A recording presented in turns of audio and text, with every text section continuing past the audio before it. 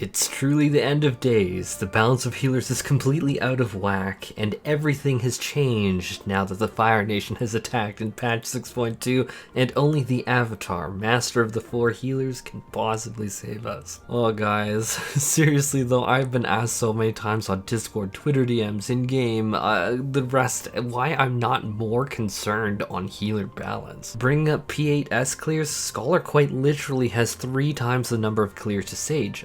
That should be alarming, right? I mean, that's like crazy. That's like Dancer versus Machinist. And as someone who is currently playing a ton of Sage, I should be up in arms. People are like saying, it's ridiculous, why don't you focus on your own balance problems rather than the Machinist and DPS? I've been told that more than once. Screw you, playing every job in the game in Savage. P3S eventually became like my friend. Also, I think my retinas are forever burned. It's funny because, oh my god, my eyes see like orange and I'm like, whoa. But seriously, these numbers do look alarming. Factually, I agree with you. That's a really weird number to see. But it's absolutely not concerning me in the slightest, and it should not deter others either, in my opinion. If you want to play Sage like myself, you absolutely should, and don't let yourself be discouraged by this. Which sounds nice. I mean, every Final Fantasy XIV player under the sun would be like, just play what you want. You can play anything you want. Everything can clear. Which largely is true. We do have some balance concerns in the game, which I do think should be brought up because there are some genuine concerns, but that is not even close to the case with healers. So why do I say such a thing? And that's simply put, the healers are in reality in the most balanced state they have ever been. I can't remember a time where healers were more balanced than they are currently. And like, the healers are also being thrown into content that is to direct some of the most engaging combat content for healers we've ever had in this game. Ever. This is absolutely beautiful content we're seeing. The tank busters that apply like a bleed after to prevent cheese, that's amazing. Raid-wide's like ion something. I'm not even going to try and pronounce that right now this morning.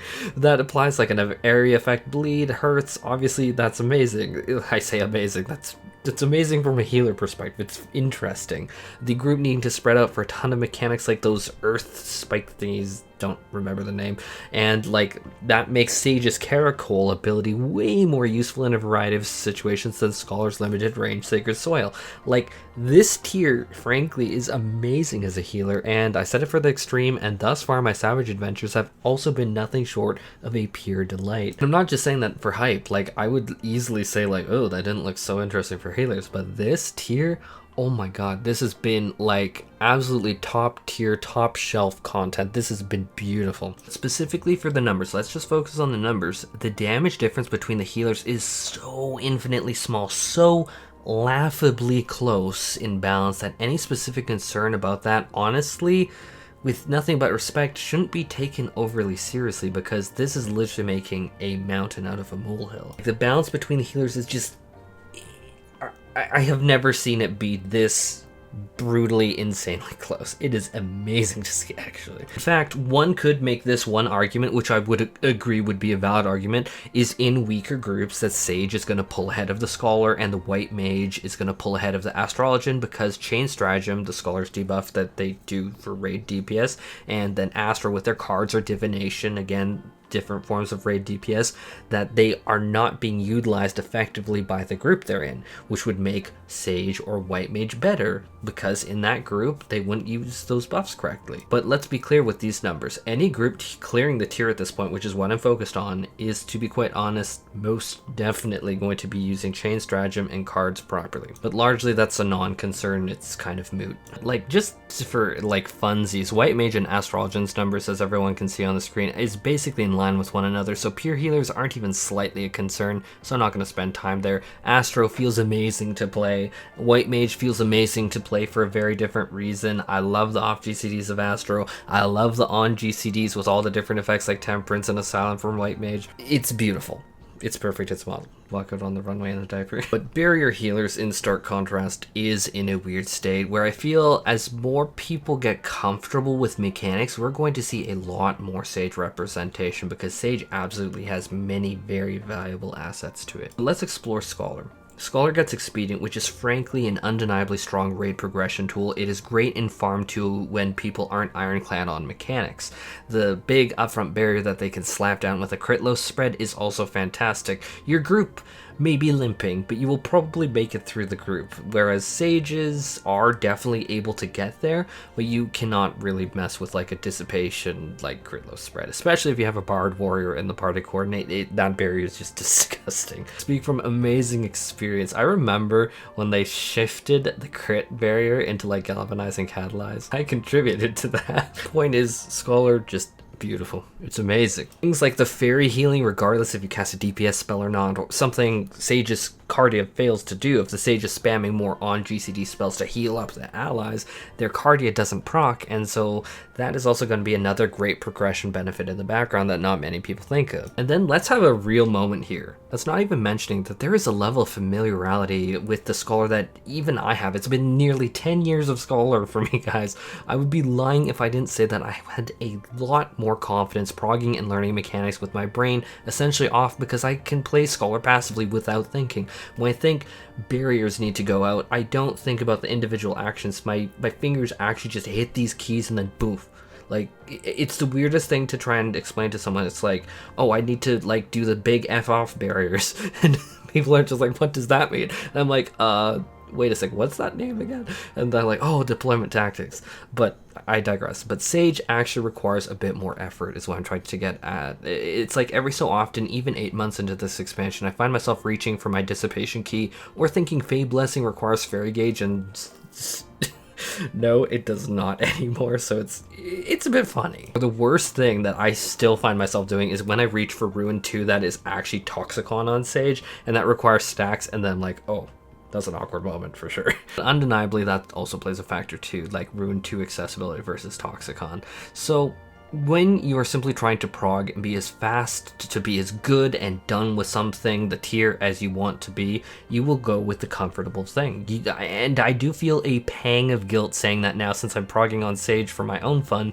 So, but that doesn't mean that Sage is bad. That just means that, shocking, after 10 years you're more comfortable with XYZ. Let's explore why Sage for a bit, and briefly, it's because Sage brings a ton of really neat twists that the Scholar's kit doesn't have. Holos with the upfront barrier is absolutely magnificent. What a splendid ability. Honestly, this ability is just gorgeous. I can see myself preferring it to the movement speed from Expedient when I don't want that movement speed boost when a group is just more confident with mechanic, because it's like, okay, that barrier I can actually play around, but that is helpful to me. That means more GCD DPS spells, right? That's what it's all about, kind of, right? And the Haima shield with the 20% heal boost Krasis, that is also so great for tank busters with that new bleed style we talked about earlier. The same thing for panhaima, actually. That ability is a treat for area of effect bleeds, and like I said before, Caracol is marvelous for when the group needs to spread out and take damage. Sacred Soil, while it is larger currently than it was in previous iterations, I remember Realm Reborn Sacred Soil was I still use it, but it was but it's still unable to cover large spreads even in its great, amazing, beautiful state where Sacred Soil is fantastic. Easily one of the strongest abilities in the game, if not the strongest with its cooldown.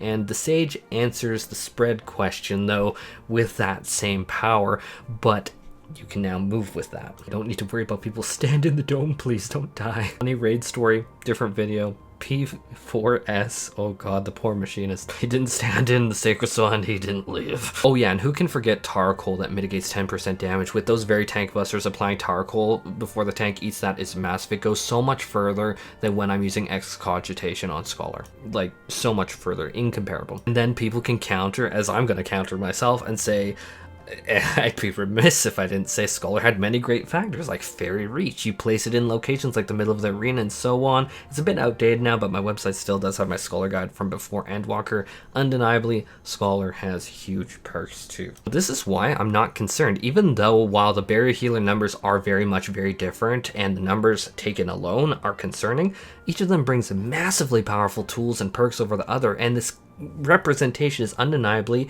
in large part due to Expedient because we're still in the first few weeks of Prague, which I'd never want to see Expedient nerfed, but what a fun, awesome ability. Like, I cannot compliment the developers enough. I think Utility abilities should be throughout the game. I want more abilities like this for all jobs, but during progression you'd be hard pressed to find anyone who's being honest with you say Expedient wasn't absolutely marvelous for Prague. Anyhow, that's my thoughts on healer balance and why I'm not concerned. If anything, I'm happy. We're in such a good spot now across all 4, and I enjoy taking all 4 into content. Truly, I'm pleased with the spot healing that is like going into this game, or spot healing.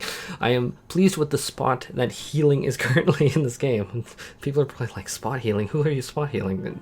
I don't know, my brain. But I want more Savage fights and mechanics like these ones that we see. Also, the brand new Extreme Trial is so fun. Truly, I am happy with the state of the game right now for healing. I love it. I'm having a blast. But if you'd like, it would also make me super happy if you dropped a send of Nulis and Eos on the like button, because, you know, they're friends. They're not enemies. And Cat Daddy, that subscribe button. Be well, everyone, and I hope that you have an absolutely excellent day.